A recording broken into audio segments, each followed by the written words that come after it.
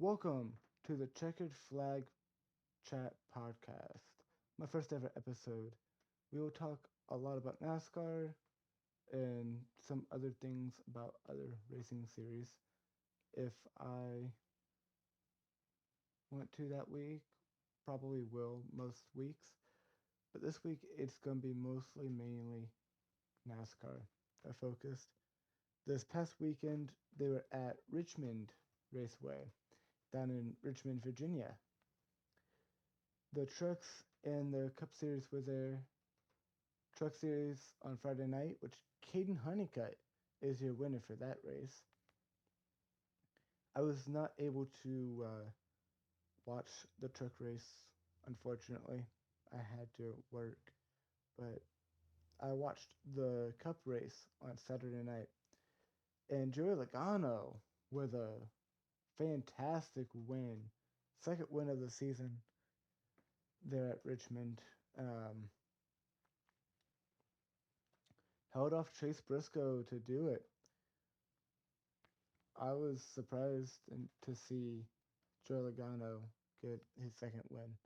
He has really brought it on the second half of the year, along with Penske in general. Uh, Penske was not that good at all at the beginning of the season. Neither was Ford at all, actually. Ford was just terrible. Same with Chevy. But the second half of the year, Ford found something.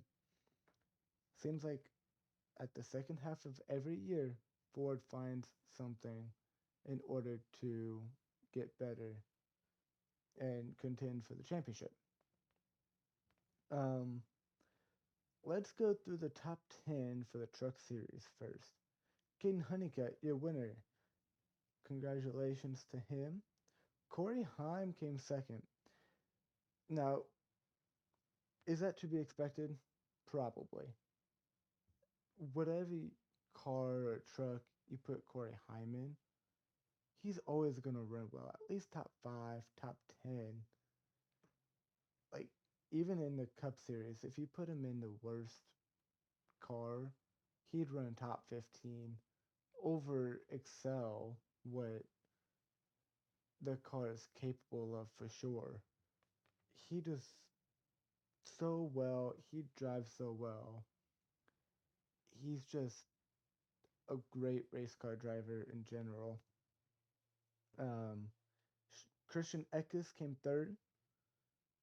Shane Van Gisbergen, what a race for him. Won the pole and then got fourth in the race in the Truck Series. This was supposed to be Kyle Busch's last truck start of the year, but unfortunately, we know how that ended up. Rest in peace, Kyle Busch. Um, Thoughts and prayers are still with Samantha, Braxton, and Lennox, and the whole Busch family. Um, which, speaking of Bushes, real fast, big shout out to Kurt Busch, which beat Jimmy Johnson in the IROC race at Laguna Seca this past weekend. That was a great finish by them two. It was nose to nose at the line. That was a great photo finish by them. Congratulations to Kurt for that. Back to the trucks. Uh, Shane Van Gisbergen's just been super good this year. He's gotten a lot better at the ovals. Of course, he's going to be good at the road courses because that's what he's grown up doing. But he's gotten so much better at the ovals, and his progress is really showing. I will not be surprised if SVG gets a win at an oval at one of the series coming up soon, this year or even beginning of next year. Grant Enfinger came fifth. Great top 5 for him. Jake Garcia, Chandler Smith, and then Tristan McKee in his first ever Truck Series start. Second youngest debut driver came 8th in that 77 truck. What a drive for him. That's great. I don't know if he has a full-time ride for next year. I can't remember. If he does, that's awesome. He deserves it. If not, don't be surprised when you hear his name pop up for a full-time ride next season, at least in the Truck Series. Gio Ruggiero and then Daniel Hemrick round out your top 10 for Richmond in the Truck Series on Friday night.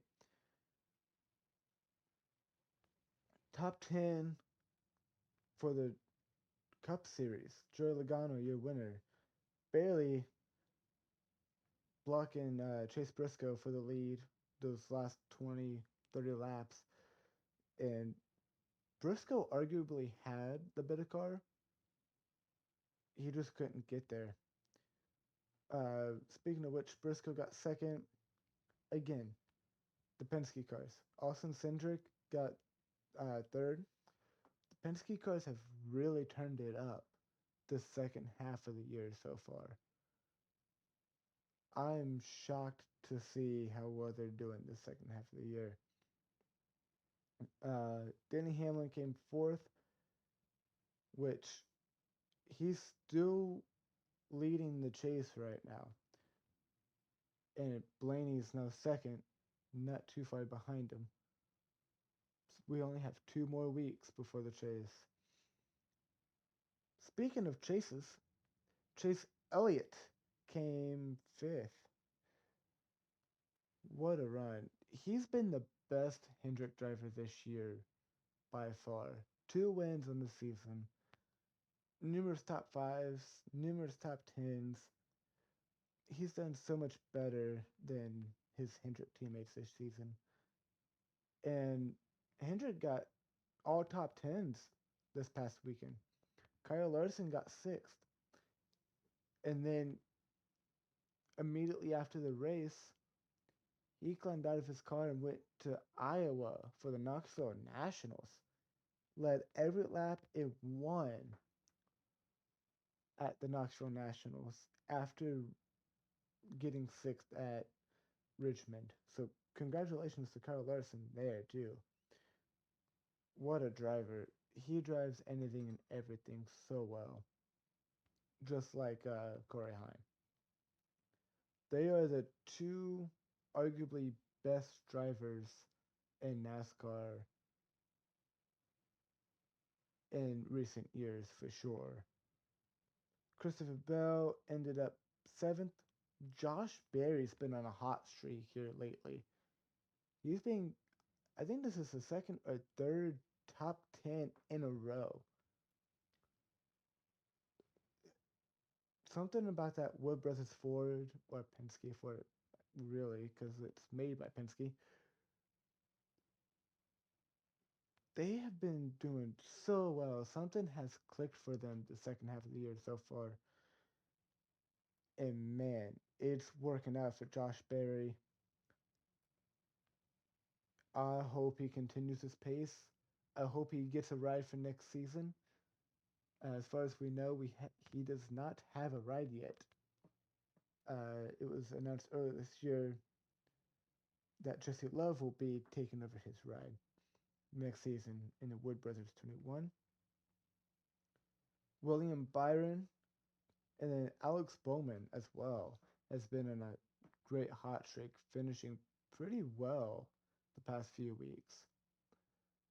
It seems like since he announced his retirement, he has been doing a lot better. Like a weight has been lifted off his shoulders. I don't know what it is. It's just been great for him. But speaking of Alex Bowman, we now know who's taking over the 48.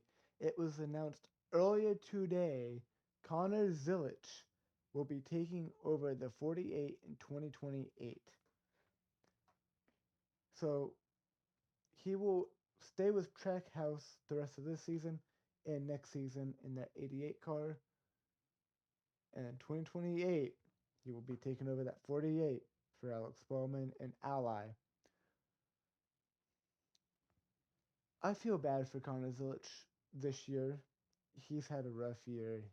He either crashes himself because he's just not used to the cars, and he should be used to it by now.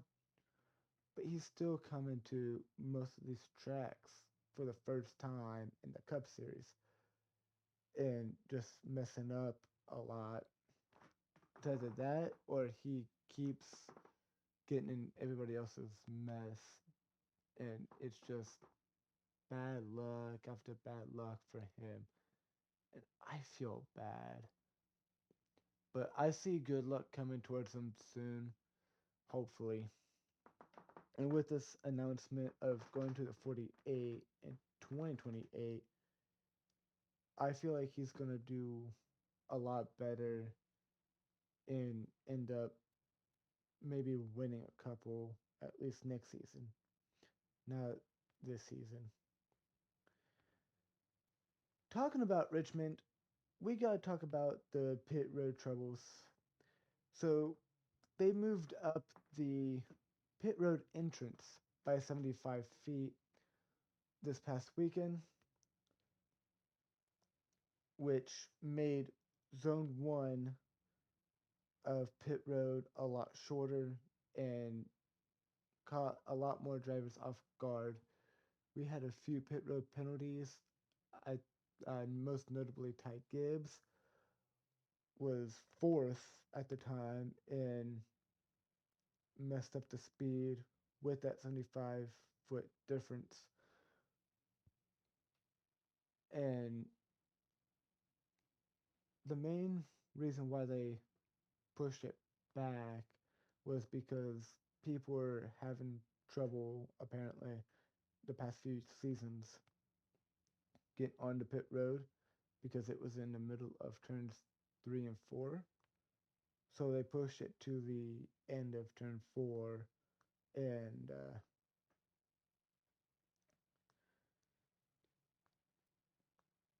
made zone 1 a little bit shorter than it probably should have been. So that's going to be something they're going to have to work out coming soon.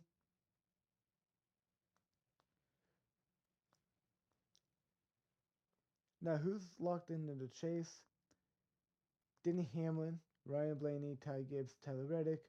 Those are the four original locked in before this race. After Richmond, Chase Briscoe, Chase Elliott, and Christopher Bell has now been locked in for the chase. Now, who I think is a good contender to win the championship, I have no clue. It can be Denny Hamlin, it can be Ryan Blaney. The championship favors Denny Hamlin. He does a lot better in this sort of championship. Um, but Ryan Blaney can also get up there to win. Speaking of which, Joey Logano, his teammate, went from like 16th or something, or I think below the cutoff, and is now ninth in the chase after that win.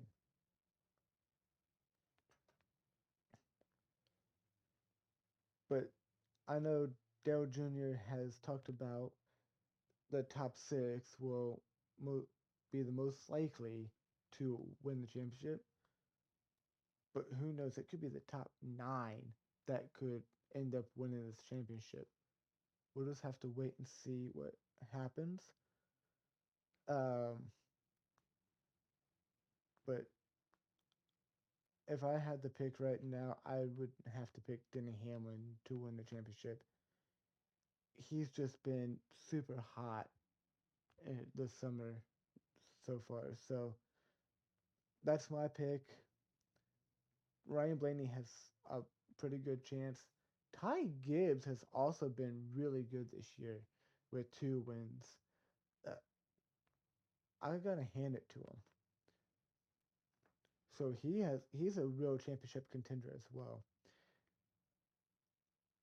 Now down to the 16th place in the chase, SVG. He's only 50 points to the good right now. Only 50 points. With 2 more weeks before the chase, we have New Hampshire and Daytona. New Hampshire, he did pretty well last year. Qualified top 10, ran top 10 most of the race until he got crashed out, which was not his fault. So I can see him being really good um, at New Hampshire this weekend.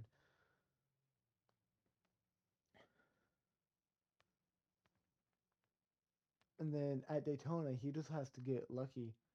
Really, super speedways are skill based, but also luck based at the same time. You know, unfortunately, that's how it is at super speedway racing. And he hasn't been the best at super speedway racing. I mean, he's shown glimpses of good results and good racing, especially earlier this year. But I just don't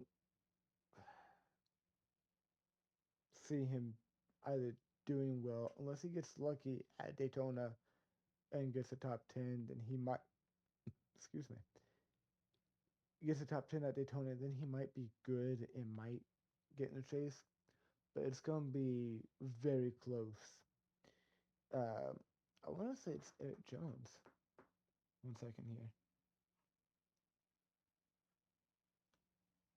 No, Ryan Priest. My bad. Ooh, Ryan Priest is just below him in 17th, which Ryan Priest can definitely come up and pass him. But Austin Cindric as well can have a bad time, and SVG can still get in, and Ryan Priest can get in. We'll have to wait and see what happens there. If I had to guess, SVG will be out of the chase, and Ryan Priest will be in. Now, I want to get into the short track debate now. I've heard all this stuff about short tracks this past week. I want to put my 2 cents into it. What a short track is to me may or may not be the same to you.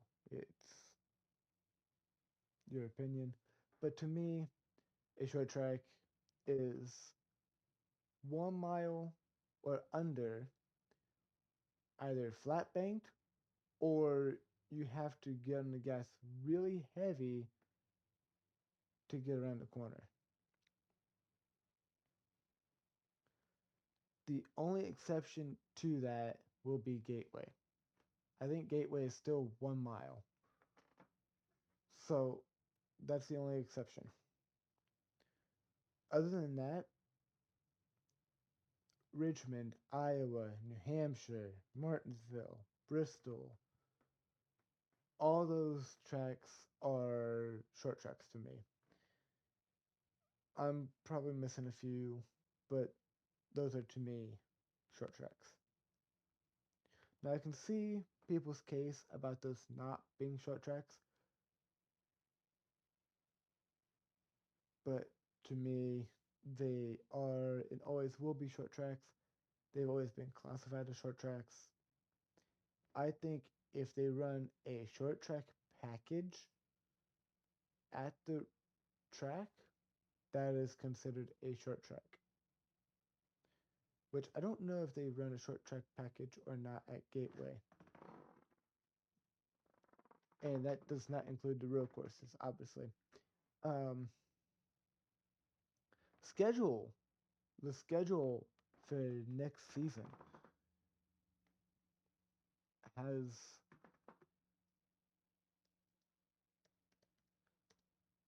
Then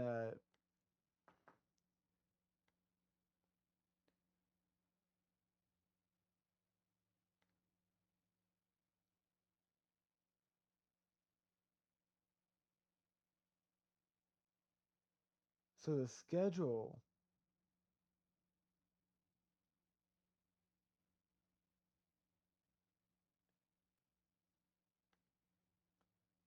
The schedule for next season has kept getting updates to it. The Clash, super exciting, is going back to Daytona. We're gonna have speed weeks again. With the news of preseason Thunder coming back next season, at least, and the Clash back at Daytona, and then the following weekend at Daytona Super Speedway, International Speedway, for the Daytona 500. Speed Weeks is finally back, guys. Super excited to see that. That the Clash is February 13th, which will be the Saturday before the Super Bowl. And then Sunday, February 21st, will be the Daytona 500. And then again, we're going back to back Super Speedways for another year in a row. Echo Park, or Atlanta as I like to call it, is February 28th. You got Circuit of the Americas back on the schedule March 7th. Phoenix is going to be another double header with the IndyCar series March 14th weekend. Las Vegas is going to be March 21st. Darlington, April 4th. Martinsville, April 18th. Talladega, April 25th. Texas, May 2nd. Dover has another points race again next year. That will be May 16th. And the All Star race will be back at North Wilkesboro after the excitement of the points race this season. They ended up putting it back as the All Star race, unfortunately, on May 23rd. Of course, they haven't announced it yet, but we can always expect the Coke 600 Memorial Day weekend. That's a given, um, which will be the weekend after North Wilkesboro, which is a given. Iowa is back on the schedule July 4th, which is exciting because they're going to have Independence Day weekend next year. And they're going to full repave next year, which is a little bit controversial. After the race we've seen this year, I don't think they should repave it. But at the same time, as with all tracks, they've got to get repaved at some point. Hopefully, it puts on a good race next year on July 4th weekend. Still no word on the Chicago or San Diego. We will see what happens there. We're going back to Atlanta July 18th, Bristol August 14th.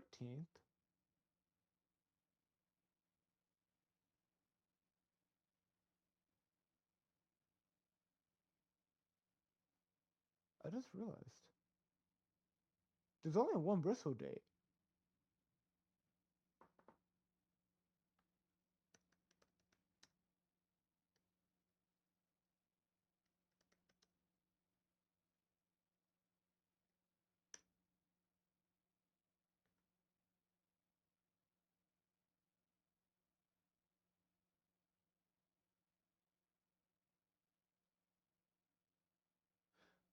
They don't have that on there. Okay. For some reason, the NASCAR schedule release does not have that. Sorry, guys. I missed a date. Uh, the Cup the Cup Series will be back at Bristol April 11th and August 14th. Bristol is no longer in the chase, but it's still going to be the same classic Bristol night race that everybody knows and loves. We are going to Gateway or Worldwide Technology Raceway August 22nd, and then Daytona August 28th as the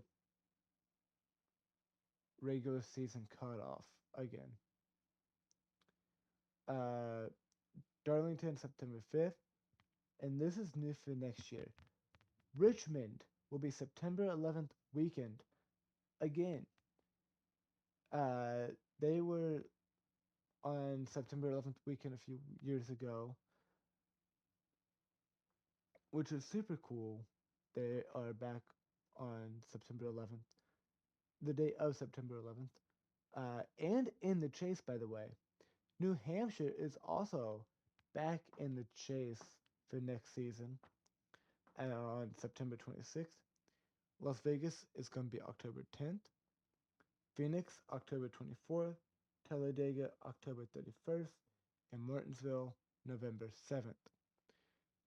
Now, there's some tracks that are not on here yet. Most notably, Kansas, Homestead, and Charlotte. We don't know the dates for those yet. Or Nashville as well, but I'm assuming we are definitely going back to all four of those tracks. I wouldn't doubt it.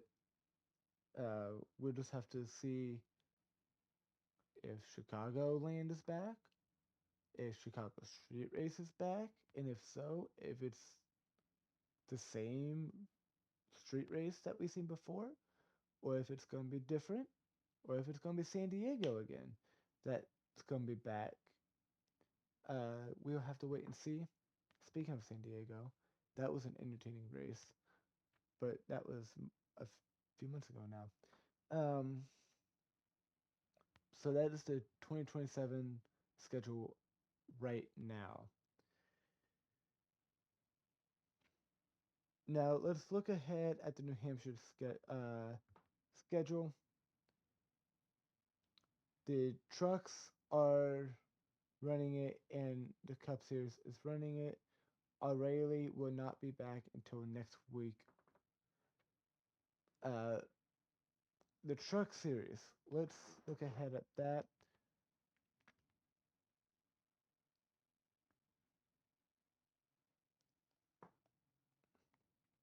It's gonna be 175 laps, 185.15 miles, August 22nd.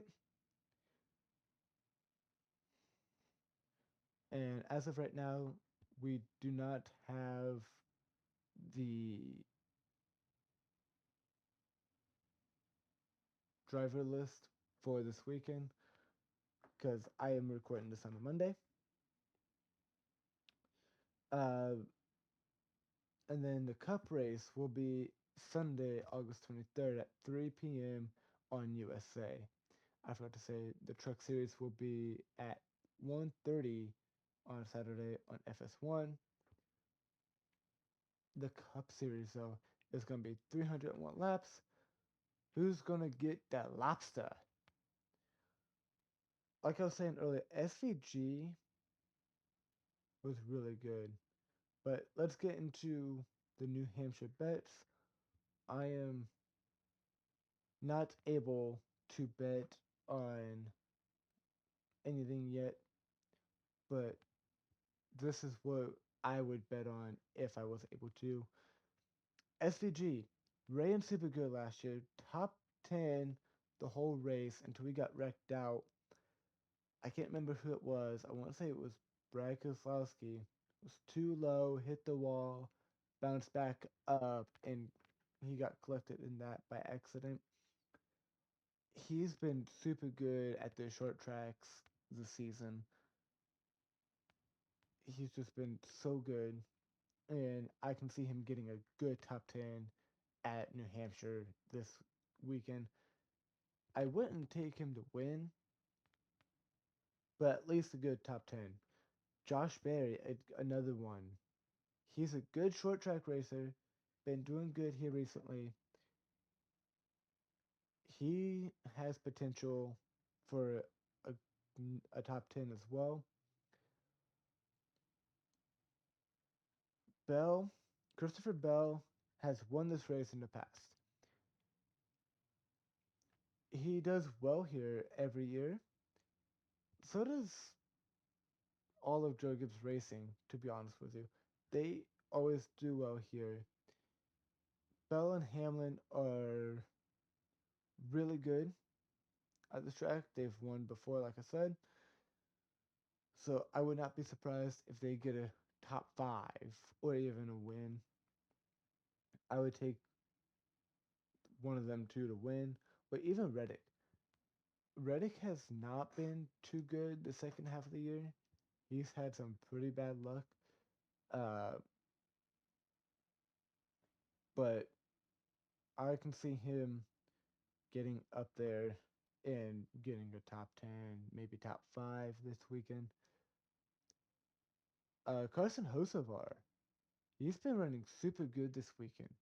Unfortunately, he misshifted last weekend at Richmond and blew the engine, driver error.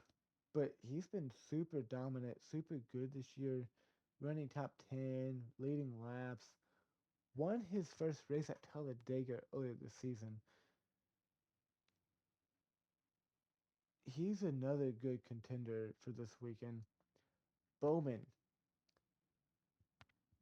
again, he's been running super good here lately. He's been hot.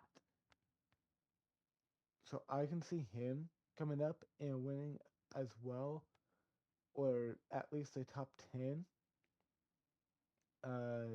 I believe in his past he's ran pretty well here. Briscoe, I didn't put Gibbs on here, but Gibbs as well.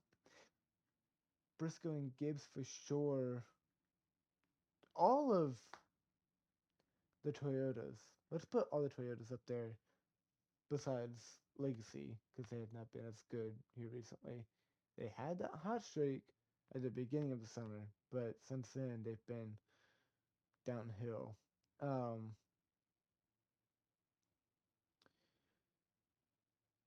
but the rest of the Toyotas,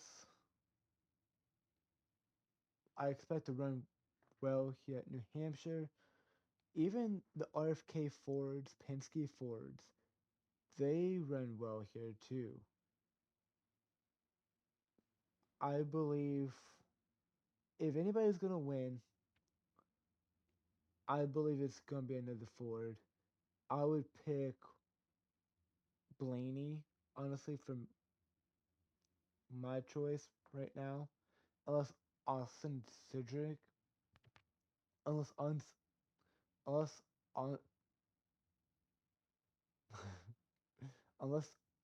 unless Austin Cindric gets a surprise win that he gets at least 1 year here. I have no clue, but we'll have to wait and see. RFK, Ryan Priest, that's the first driver that comes to mind from RFK that can do good here. He's ran his well, modif. Oh my God, Ryan Priest has ran his modified here pretty much his whole life. Knows this track. Going up in the northeast, he has great experience here. He runs good. I believe he can run good again this weekend. If he gets a win, it could be this track this weekend. I believe it. So if anybody gets a win, I would bet on Priest, Blaney, or Bell. Honestly, Bell. I want to talk about Bell real fast. I feel bad for Bell. He's had 6 or 7 second place finishes this season. He cannot get a win to save his life, and I feel like this weekend he can have that turnaround. He is the only JGR driver without a win this season.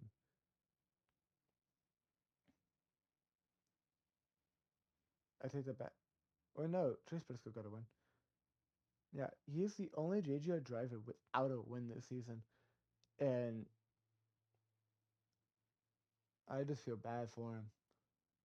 He's been in a slump this season. Same as William Byron, to be honest with you. Byron has not been as good as he has been the past few years. The new Chevy body has not helped the Chevys at all this year, and they have been super slow figuring it out. Trackhouse seems to be on an uproar right now, though, because they've been running super good as well. SVG, Zilich, Chastain, besides Zilich and uh, not running good this past weekend, they've all been pretty dang good uh, here recently. So I believe they can get a good top 15, top 20 with all three drivers this weekend for sure. But with that, that will end episode 1 of the Checkered Flag Chat. I don't have many souls yet for it, but we'll have them up soon, which you will find them at Checkered Flag Chat Pod or Check Flag Chat Pod. I don't know what I'm going to name them yet. We'll see.